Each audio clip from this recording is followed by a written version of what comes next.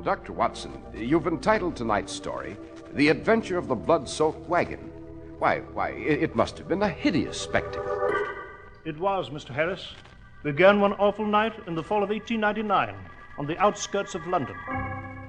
On a vast, desolate meadow, in the dead of night, a huge series of bonfires was blazing, surrounded by the silhouettes of armed men. Some men were shoveling what seemed to be piles of paper into the flames.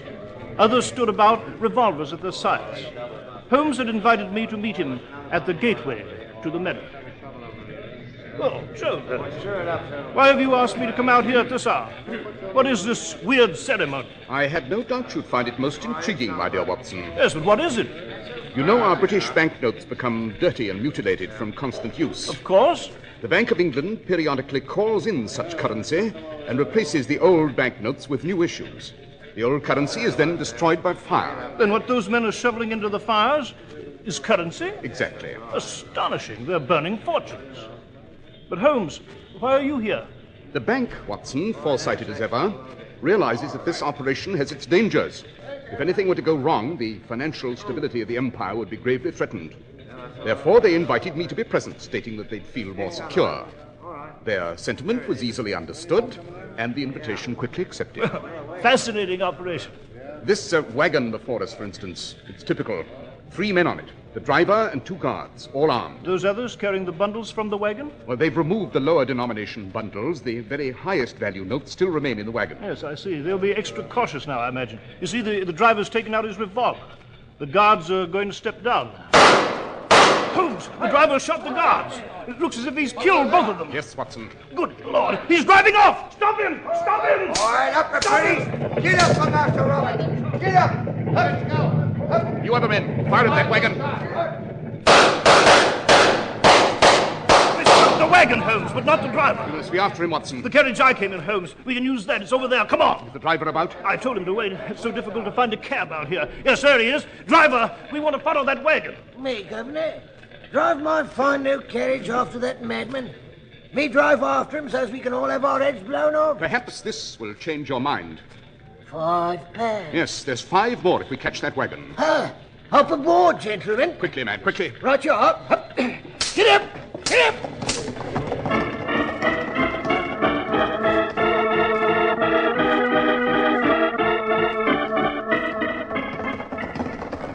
But who can this fiendish murderer be, Holmes? I have no idea, Watson, except that his name is Robert something.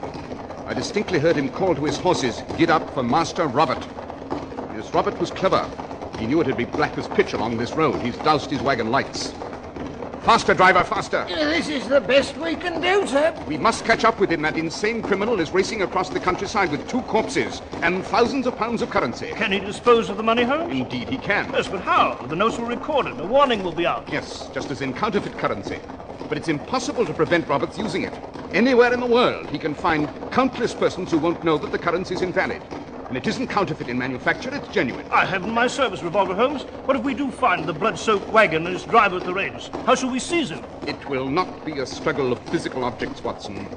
I shall do battle with my wits. Favorite weapon of your humble servant. We must do better, driver, in heaven's name.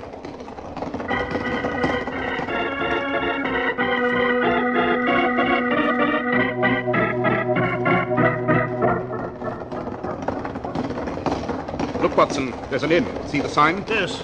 Says the Dancing Lady. There's the chance Roberts stopped here to water his horses. He couldn't have gone much farther. The beasts would be exhausted. We shall stop and inquire. Stop at the Dancing Lady, driver. Yes, sir. Well, perhaps Robert's hidden his wagon behind the inn, eh, Holmes? He might be stalking about with his revolver, waiting to dispose of anyone who's followed him. Perhaps. Hold up there. Whoa.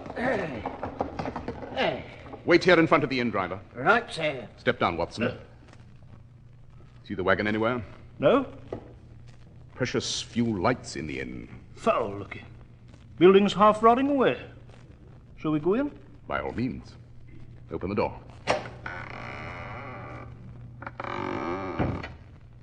Well, it's deserted. No sign of life. Except for the candles flickering by the bar. The innkeeper must have heard our carriage. He'll be down. Someone's coming down the stairs. Maybe the innkeeper, but it may be Robert. Stand by that pillar, Watson, in the shadow, as I am. So we see him first. Shh. Hello. Who's here? You are the innkeeper? So I am. What might be the idea of standing in the shadows? Trying to frighten a man to death? I regret the necessity. Well, I've no more room. Pull up. Bar's closed. I'm tired. We do not wish to utilize your facilities, sir. We are looking for someone who may have passed this way. He answers to the name of Robert. He was driving a huge wagon with 4 horses. I don't know anyone of that description.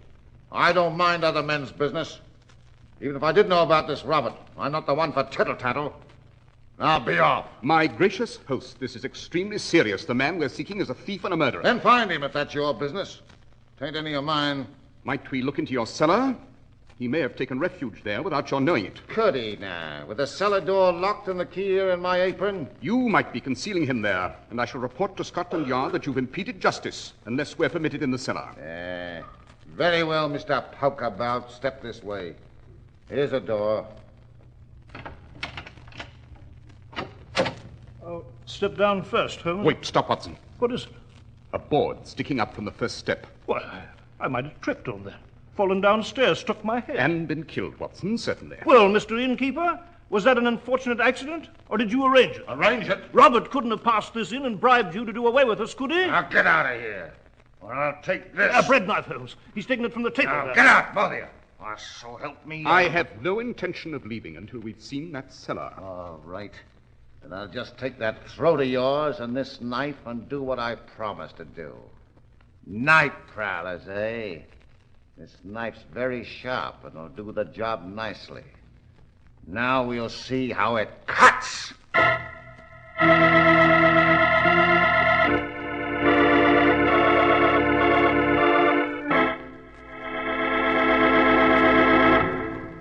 When you buy a new suit, remember, a good new suit is an important purchase, so don't take any chances.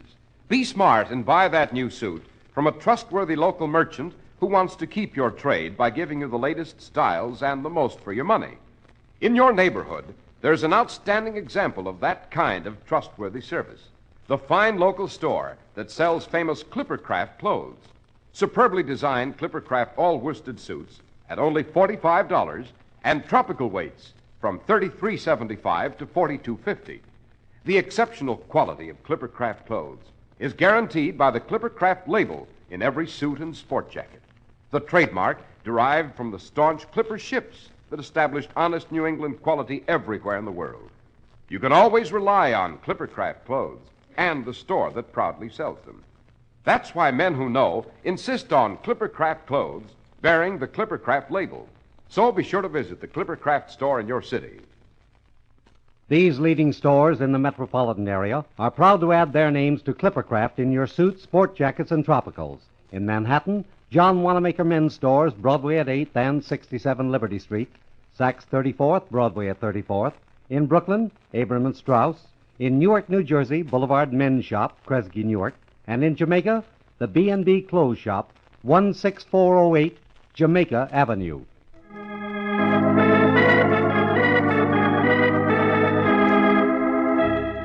Dr. Watson, you and Mr. Holmes were caught with a furious innkeeper striding toward you with a bread knife while you lost precious moments in pursuit of the killer who'd run off with the blood-soaked wagon. Yes, Mr. Harris? As that innkeeper drew closer and closer?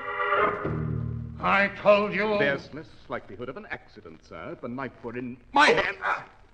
Simple technique of jiu-jitsu. Take the knife, Watson. I'll force it from his hand. Oh, my fingers! Yes, I have it, Holmes. Excellent. Now, Mr. Innkeeper, if you'll step aside, we shall have a look at your cellar. Push this board aside. I'll go down, Holmes. Interlopers. That's what you are. I'll call the police. I have an absolutely amazing faculty for remaining a considerable distance ahead of the police. It's a very small cellar, Holmes. Empty. Just a few wine barrels here and some flour. No sign of Robert. Come up then, Watson, quickly. Brixton, that's where you belong. You two should be in Brixton prison. To the carriage, Watson. We must continue along this road. Yes, certainly. Good night, Mr. Innkeeper.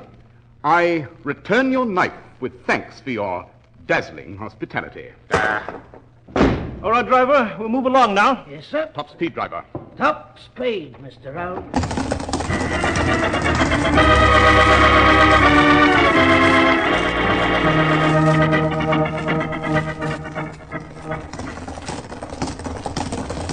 Robert may be very far away by now, Holmes, out of our hands, free of justice.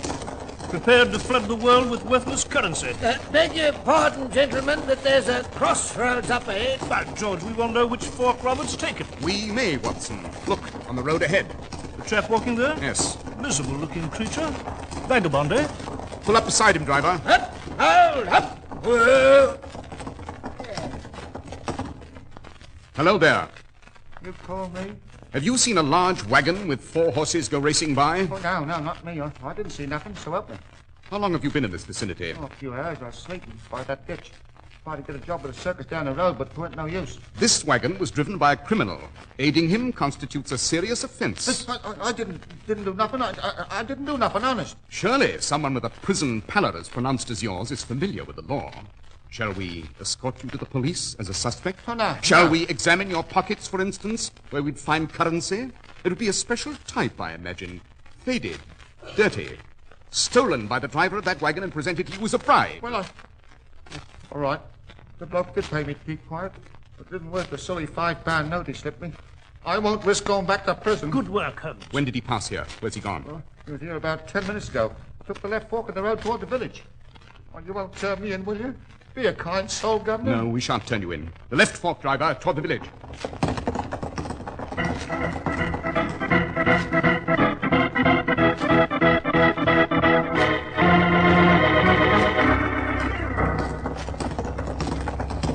Well, we've passed the village, Holmes. Still can't find Robert. You know, look, Holmes, there. Yes, Watson, his wagon. He's abandoned it by the road. But stop. No. The abandoned wagon's of no value. We must find the man.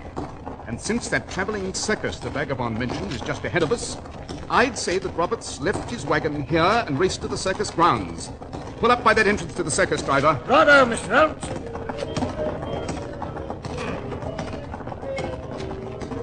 You will wait here by this main gate, driver. I understand, Mr. Holmes. Now, step down, Watson. Our man's somewhere at this circus. Keep a sharp eye on that gate, driver. You may spot our man. Short, fat. And carrying huge parcels, I'd say. Parcels of high-denomination currency. I'll watch for him, Dr. Watson.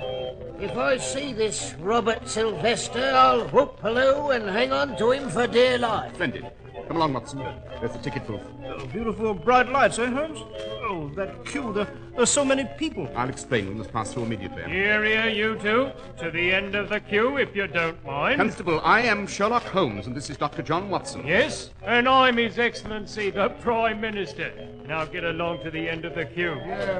Constable, a homicidal maniac has vanished with a fortune from the Royal Mint. He's somewhere inside these circus grounds. Now, you shut up and wait your turn. But I am Sherlock Holmes. It so happens that I'm a very close friend of that great detective I am. Told everyone in the village about it. I helped him out on many a case. Oh, you have you? Constable, this gentleman standing before you with the pipe and the cape is Holmes. Stay in line, you. We're losing priceless time, Holmes. Yes, confound it, that cashier of the ticket booth is very stupid and slow.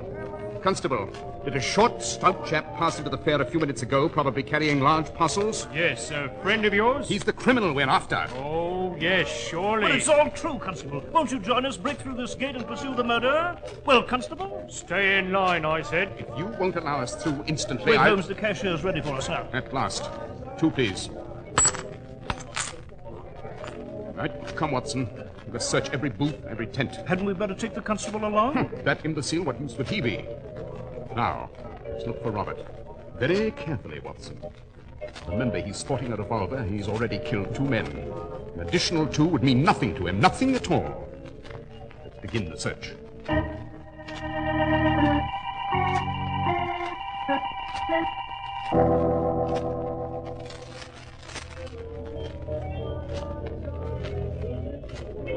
Well, no sign of Robert, Holmes. We haven't inspected beyond the ground, Watson. Look there. That woods? Quite. He might have dashed into those woods. Then let's try. Wait. What is it? The dark cave. What of it? We must pass it slowly. The stocky chap throwing the darts. Aha, yes. He too might be in this with Robert, eh? If Robert's hiding in the woods, our dart-playing friend might send one our way, eh? Just one could easily be fatal. The ear to the brain. Walk past him cautiously. Bullseye. It's a dead shot. Walk toward the woods and keep watching him. Yes, I am. Just a few more steps. He'll be out of range. He's looking this way. Never mind. Walk on. He's raising a dart. Staring at us. We're past his range. Now over the ropes, across the road to the woods. Run!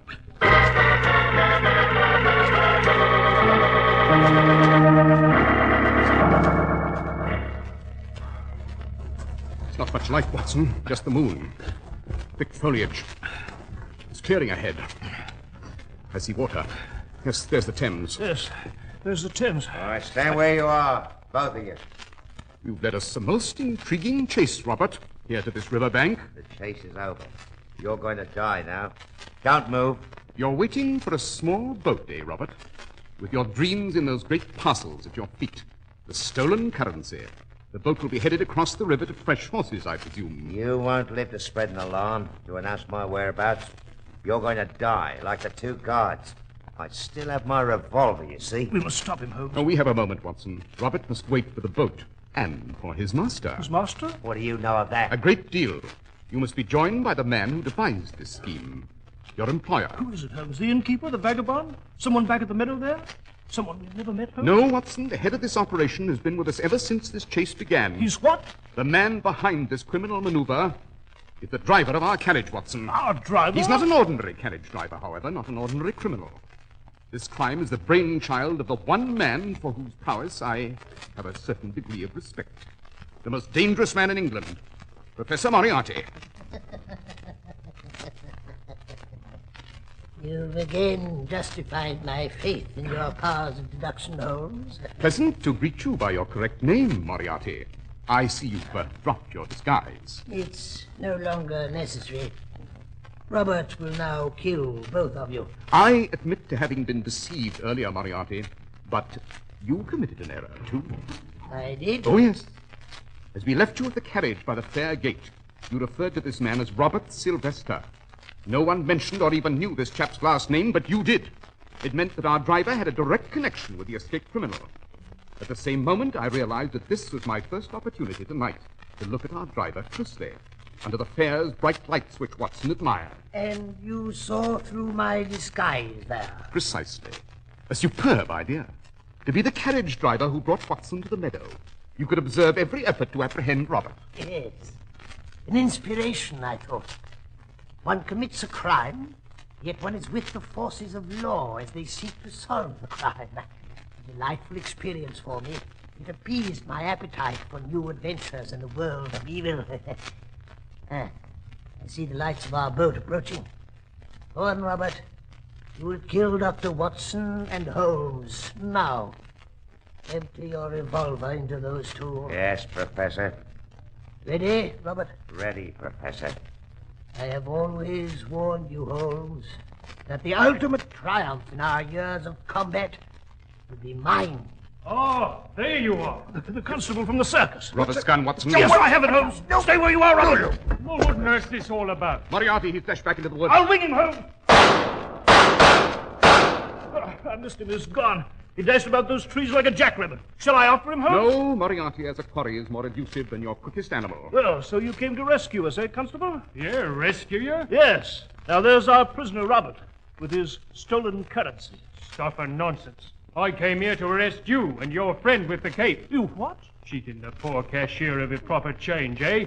She sent me after you. Took a while to find you, but the jig's up now. I deliberately cheated the cashier, Watson. You may recall I noticed she was dull, easy prey. I knew we'd need a policeman to save us were we in trouble. I knew she'd send this lumbering woodenhead after us, probably the only way to come along. Lumbering woodenhead, is it? You'll whistle a different tune at the village jail, you will. Constable, don't you realize what's happened? Look at those parcels. Rip one open. Why, there's a fortune in them. Now, you can tell your friends the truth. You did work with Sherlock Holmes and Dr. John Watson, and you've helped us capture a thief and a killer. You've eliminated an awful threat to the economic stability of the empire. Do you believe us now? Oh, I believe this fella's a criminal, and that's stolen currency, and I've helped save the day. But as for him being Dr. Watson, and your being Mr. Sherlock Holmes, oh, that's a likely story. A likely story indeed.